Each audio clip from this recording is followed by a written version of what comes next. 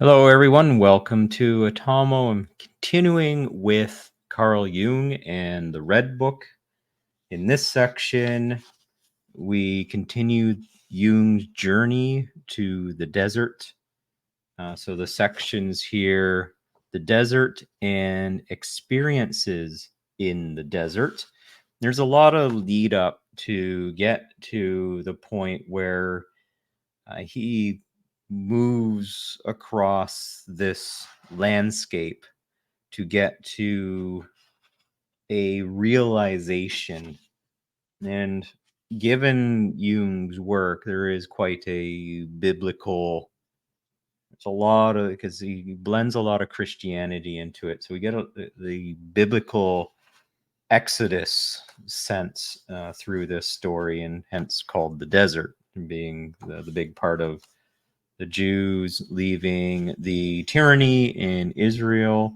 And it's almost like Jung is leaving the tyranny of the struggle with his soul and finally coming to peace with it.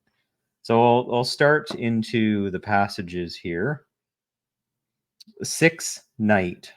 My soul leads me into the desert of my own self. I did not think that my soul is a desert, a barren hot desert, dusty and without drink. The journey leads through hot sand, slowly waiting without a visible goal to hope for. How eerie is this wasteland?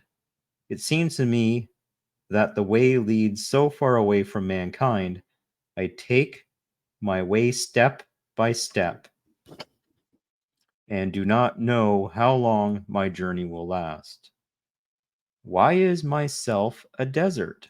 Have I lived too much outside of myself in men and events? Why did I avoid myself? Why was I not dear to myself? But I have avoided the place of my soul. I was my thoughts after. I was no longer events in other men. But I was not myself confronted with my thoughts. I should also rise up above my thoughts to my own self. My journey goes there, and that is why it leads away from men and events into solitude. Is it solitude to be with oneself? Solitude is true only when the self is a desert. Should I also make a garden out of the desert? Should I people a desolate land? Should I open the airy magic garden of the wilderness? What leads me into the desert, and what am I to do there? Is it a deception that I can no longer trust my thoughts? Only life is true, and only life leads me into the desert. Truly not my thinking that would like to return to thoughts, to men, and events, since it feels uncanny in the desert. My soul, what am I to do here? But my soul spoke to me and said, Wait. I heard the cruel word. Torment belongs to the desert. Yeah, so Yuri's, it's almost like if you haven't gone working out for a while, or even for some of those that have not meditated or done any sort of self-care, go, go, go, go, go, go, go, go, go, and finally you get the person, perhaps the way Jung is wired, that finally I got some quiet time. I can sit down. I'm no longer rushing, acquiring great fame, acquiring great knowledge. And now I can be with myself and that quietness within your head. And for those who finally stop and think about that, that can be quite harrowing because, well, for those that, okay, you go out and you stand on the beach somewhere. And some people, it's so much that is no longer there, and they start to look inward, that all of the perhaps thoughts, emotions that start to fill into that space, since they're not used to it, becomes quite a chore to deal with that space. So what does that mean? Well, when some people start, I'll talk about meditation. When some people start with meditation, that they don't realize the monkey mind that happens where it's going all over the place. And it's not that you're just there and it's completely blank when you meditate. There's so much going on that perhaps you haven't, some thought will come to mind and you'll latch onto it, but you haven't processed that thought and it just comes there. It appears. And kind of what I'm taking from the passage is, no, Jung is doing the same thing. It's like, well, you get that thought. Do I make a garden out of that thought? Like, what do I do with that? Especially if you get some really big zingers that come back, especially like maybe a blast from the past where there was a traumatic event, and all of a sudden you hit that. It's like, oh, knocks you off base. What do you do with that thought? Do you box it, throw it aside? Do we engage with it, try to nurture it into something else, replay it, and try to live through that emotion again? There's so much that goes on when you put yourself into that spot of being in the desert. Continuing on, through giving my soul all I could give, I came to the place of the soul and found that this place was a hot desert, desolate and unfruitful. No culture of the mind is enough to make a garden out of your soul. I have cultivated my spirit, the spirit of this time in me, but not that spirit of the depths that turns to the things of the soul, the world of the soul.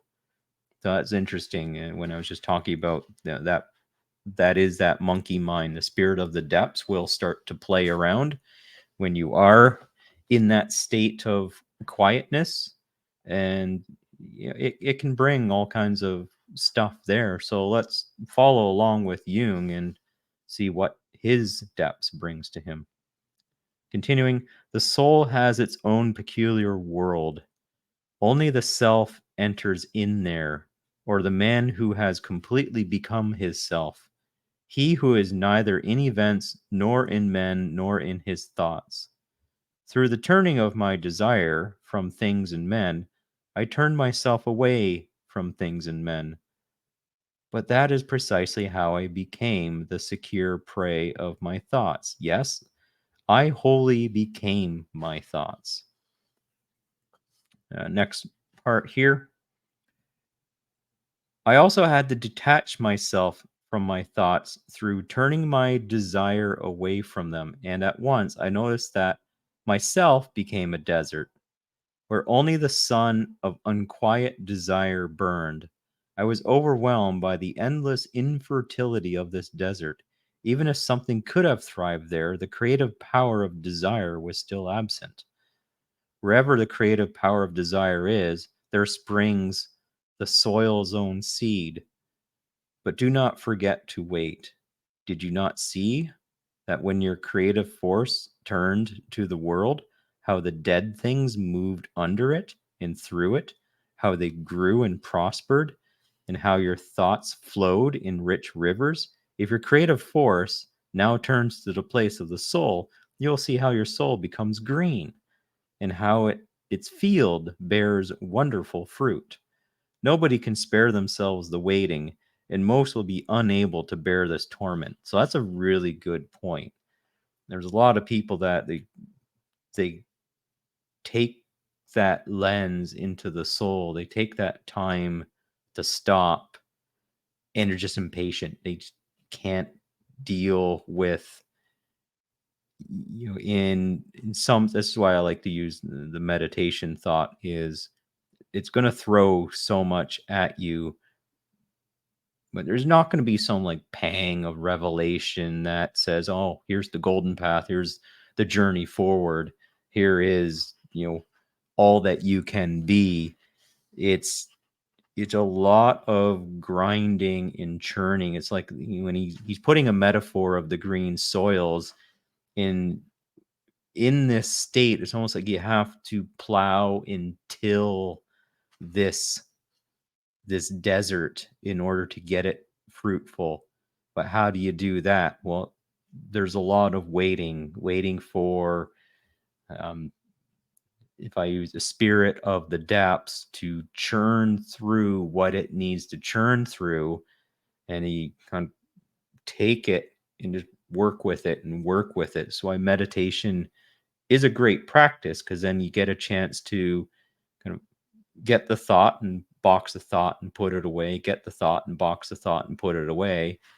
And then sometimes in some of my meditations, I actually stop meditating and play with the thing that's given to me, but in a way that I'm not connected to that thing. I'm just taking it and whittling it around like it's a gem, and I'm looking at the different facets. So if some thought comes to mind, maybe it's a new potential future, or it's something from the past, I'll sit there and I'll play with it.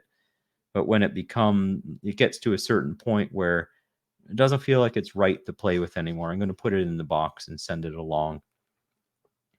But usually what happens is later it comes back and I can play with it again, or it creates an awareness.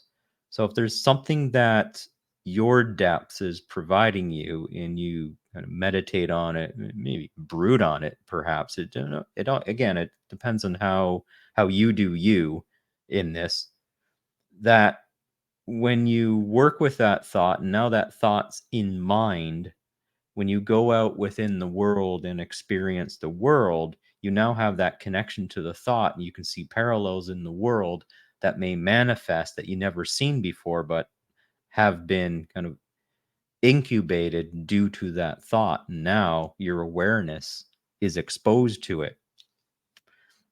If it turns into an experience, then what happens is now you can integrate that experience, and that's the way that the depths can move up. And again, this is my explanation, not necessarily Jung's, but this is where the depths can move up and then to integrate with your spirit of the times and be more of yourself. So nobody can spare themselves the waiting, and most will be unable to bear this torment, but will throw themselves with greed back at men, things, and thoughts whose slaves they will become from then on. Since then, it'll have been clearly proved that this man is incapable of enduring beyond things, men, and thoughts, and they will hence become his master, and he will become their fool, since he cannot be without them, not until even his soul has become a fruitful field.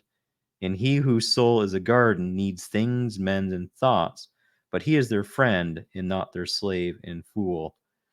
Yeah, so he gets to the point where he's the master of the cultivation and not, when you feel like you go out into the world, did you go out and actually work on yourself, or did you go out into the world and just explicitly help everybody else with their agenda, but you got nothing to bring back and harvest and sow for yourself?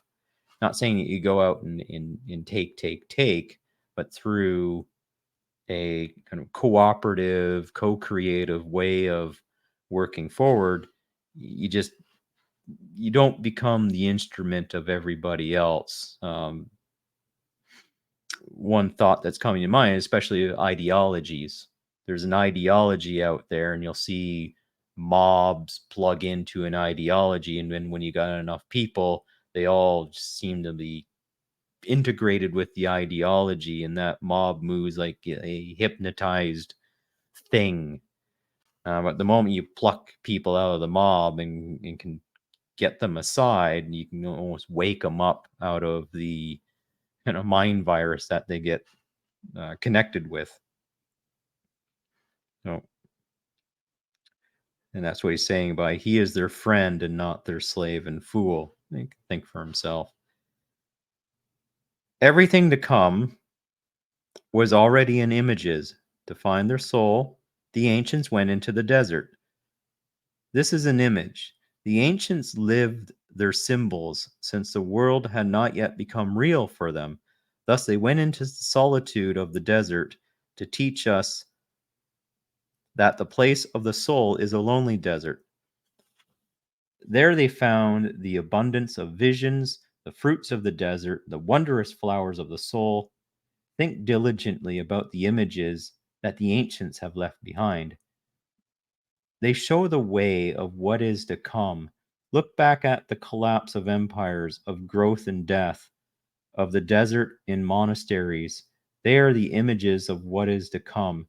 Everything has been foretold, but who knows how to interpret it? When you say that the place of the soul is not, then it is not. But if you say that it is, then it is. Notice what the ancients said in images. The word is a creative act. The ancients said, in the beginning was the word. Consider this and think upon it. The words that oscillate between nonsense and supreme meaning are oldest and truest. That's really interesting. It is quite biblical. So that ends the desert section. That is quite biblical because there's a lot of times where even biblical characters almost seem like they're just absolutely crazy. Like Abraham lived in his lived in God's basement until like 75 years of age, and God said, "Get the heck out and go and live your life," because that's where Abraham was becoming a desert. He's meant for greatness, but here he is, kind of languishing away, not being fruitful. That's where kind of that nonsensical comes in. But it is interesting because I'll use example of Abraham being that nonsensical character living in his prodigal father's basement. He he sets off a path of creating a great civilization, great society. So that's the thing, and that's connected to the word. And the point here is the word is a creative act. So that goes back to what he was talking about. Also, he whose soul is a garden needs things, men, and thoughts, but he is their friend and not their slave and fool. So you got a couple pieces here, especially when you look at ideologies and the especially in tyrannical um, states where is a good example. Orwell in 1984, his book 1984, where the party starts to rewrite a lot of the language. So nothing like there's no negatives. They take out the negatives, and there's no superlatives. It's like, well, that is a double plus plus on that, or that was a flavorful plus meal. I it's like that was the most flavorful meal. No, it was flavorful plus. So there's no of this like basically you can rip down the ideals by the commandment of the language. And that's something that Jung is saying here, that the word is a creative act. And in order for us to create, in order for us to think, we need to have control of our word. And if we lose control of our word, then those who want may not be creating the garden from their own accord. And that's a great way to throw yourself into a desert that you can never get out of, or you become a prisoner in that desert because other people, you cede control of the language to other people in a way that if they can recreate and rewrite the language, they can command how you think. So I just wanted to extract that out and put that out into the space. So we're continuing to the section, experiences in the desert. So we set up the desert, or Jung set up the desert for us. Now we start to get in more into the experiences that he had while he was in the desert. So the continuing the draft here, he calls the book the draft. After a hard struggle, I have come a piece of the way nearer to you. How hard this struggle was. I had fallen into an undergrowth of doubt, confusion, and scorn. I recognized that I must be alone with my soul. I come with empty hands to you, my soul. What do you want to hear? But my soul spoke to me and said, if you come to a friend, do you not come to take? I knew that this should not be so, but it seems to me that I am poor and empty. I would like to sit down near you, at least to feel the breath of your animating presence. My way is hot sand, all day long, sandy, dusty paths. My patience is sometimes weak, and once I despaired of myself, as you know. My soul answered and said, you speak to me as if you were a child complaining to its mother. I am not your mother. I do not want to complain, but let me say to you that mine is a long and dusty road. You are to me like a shady tree in the wilderness. I would like to enjoy your shade. But my soul answered, you are pleasure seeking. Where is your patience? Your time has not yet run its course. Have you forgotten why you went into the desert?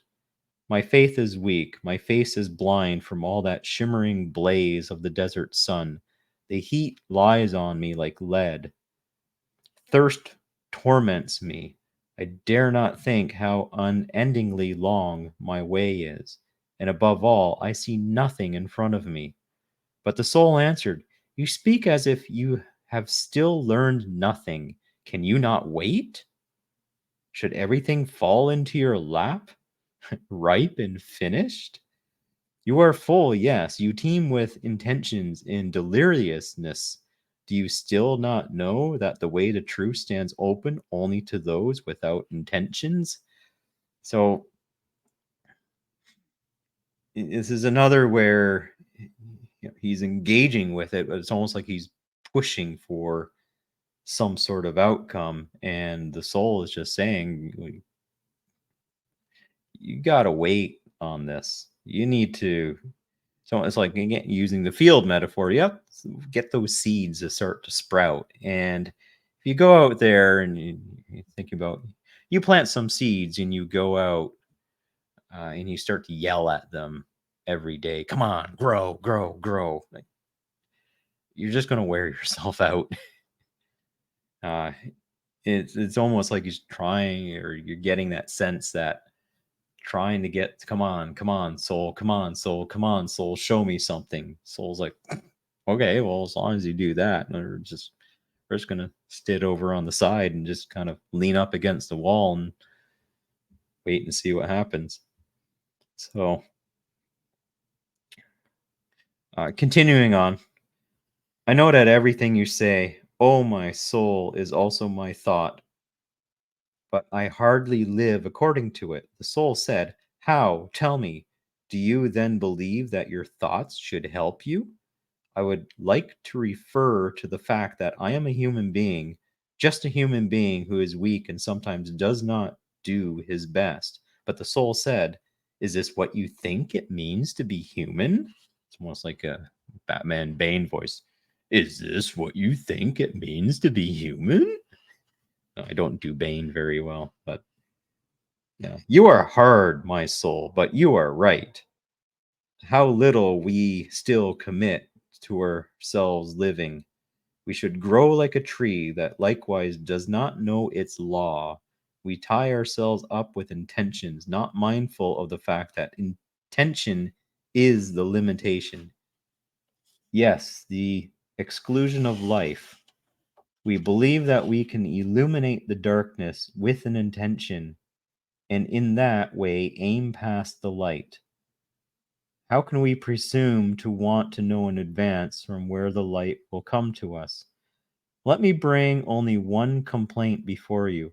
I suffer from scorn, my own scorn. But my soul said to me, do you think little of yourself? I do not believe so. My soul answered, then listen. Do you think little of me? Do you still not know that you are not writing a book to feed your vanity, but that you are speaking with me? How can you suffer from scorn if you address me with those words that I give you? Do you know then who I am? Have you grasped me, defined me, and made me into a dead formula? Have you measured the depths of my chasms and explored all the ways down from which yet I'm going to lead you?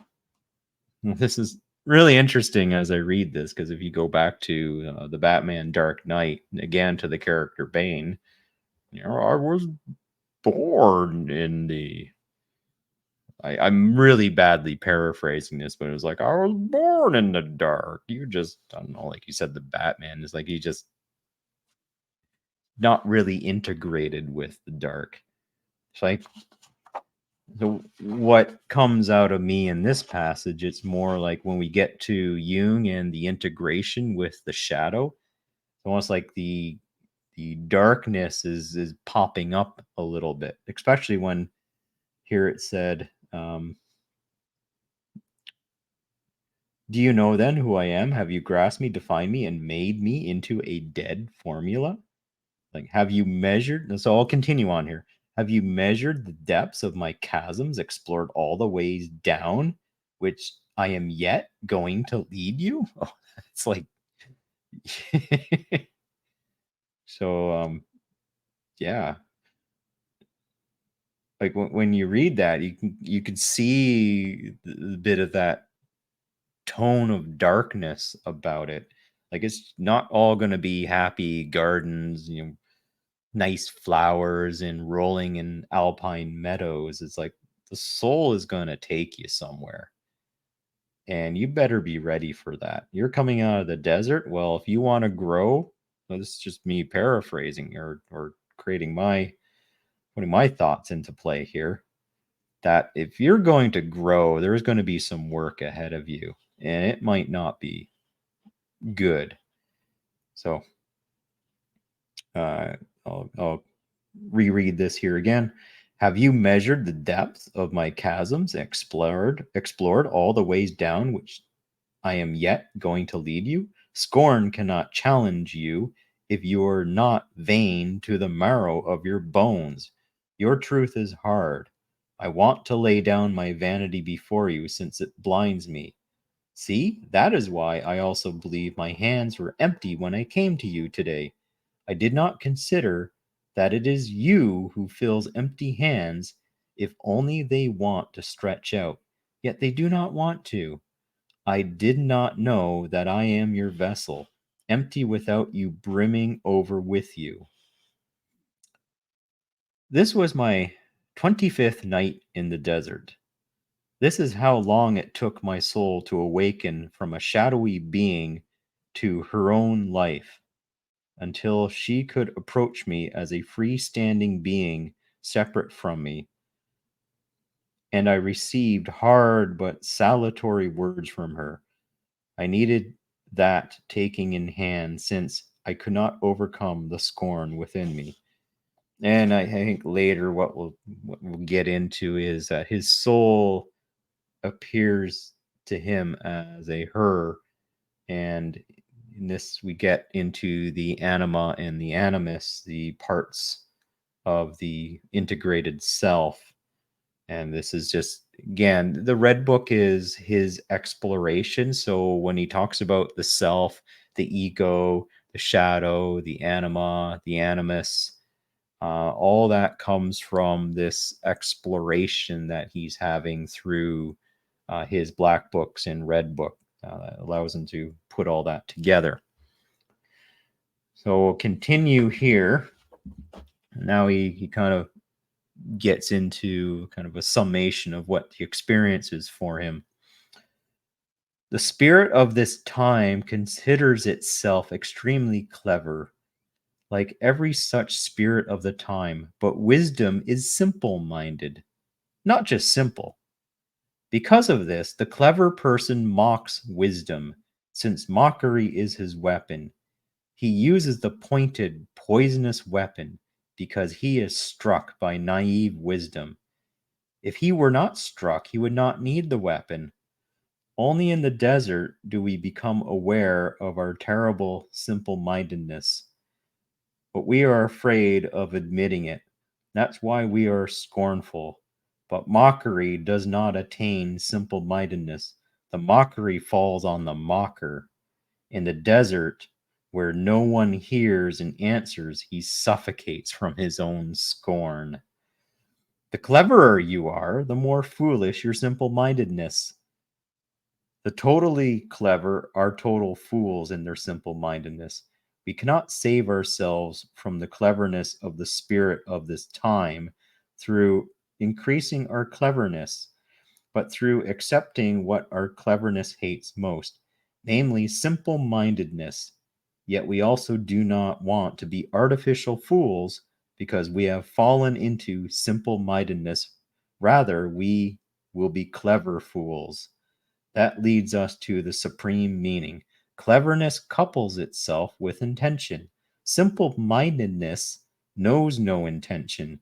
Cleverness conquers the world, but simple mindedness, the soul.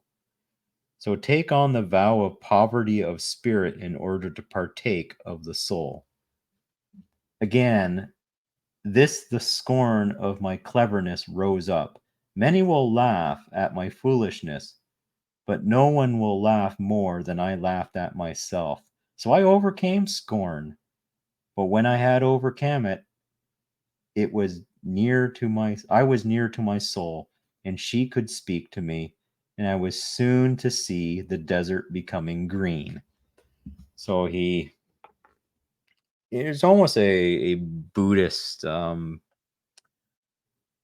of unclinging, clinging to the smarts, clinging to all that you know, and it can be a veil across the wonders or across new meaning.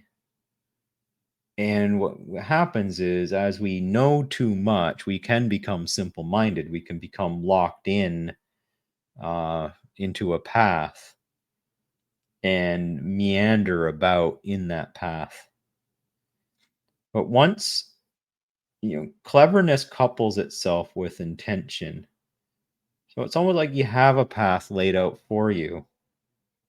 And especially when it comes to the integration of those elements of yourself that you do not completely know, and you open yourself up to that space of allowing yourself to become known or to explore, and especially when it's like more simply when, okay, I'm aware of myself, I'm aware of my strengths, I'm aware of my weaknesses, I'm aware of what I know, and I'm aware of what I do not know.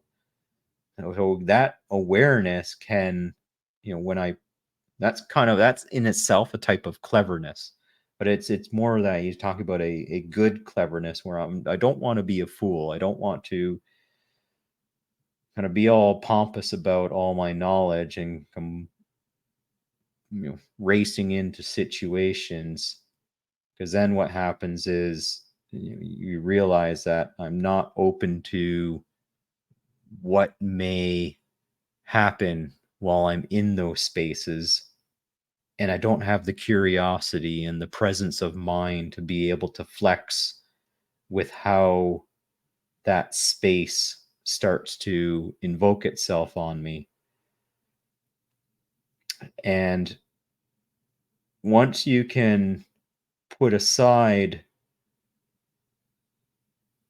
the simple mindedness of being sometimes way too smart, then you can look at the situation that you're in and saying, okay, I know I have to go from point A to point B, and I'm not going to think that I know absolutely everything about moving through there, but I'm going to be open to kind of the serendipity of, especially, take those moments to dip down into your soul, to listen to it and to learn a little bit or to get some sparks of insight, and don't hold those sparks with contempt, but hold them with curiosity and evaluate them and say, hey, do I integrate this thought and use it to help form where I want to go with that intention? Or is that something I can put aside, saying, thank you for the thought, but I got a different way that I'm going to um, evolve. But it doesn't mean that the thought can ever go away. It's just, the spirit of the depths will bubble up. We can't take everything that it offers. But what we can do is we can integrate the elements that it does offer and see kind of it produces some dots and we can connect those dots. And especially if we're curious about there's a fork in the road, and I don't know which way to go, then taking that moment, meditate to contemplate, the depths of your soul and to listen to what it might be saying and have it kind of speckle some things out for you and see if that helps lead you out of the desert. So, with that, we conclude Jung's journey through the desert, and I'll see you in the next Red Book video.